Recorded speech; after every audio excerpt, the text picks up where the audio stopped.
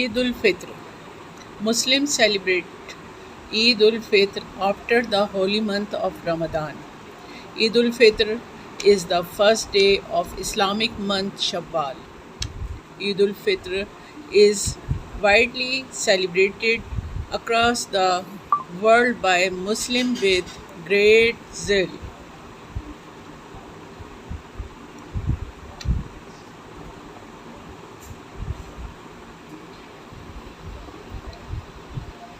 People organize various activities and get together, function with friends and relatives.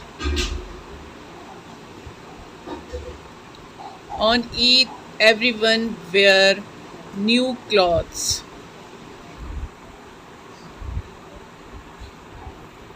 People wish on another by saying Eid Mubarak.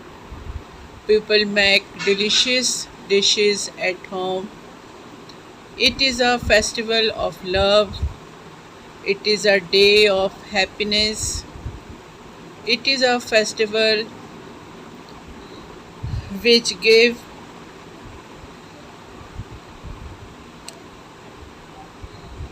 the message of kindness, sympathy, brotherhood.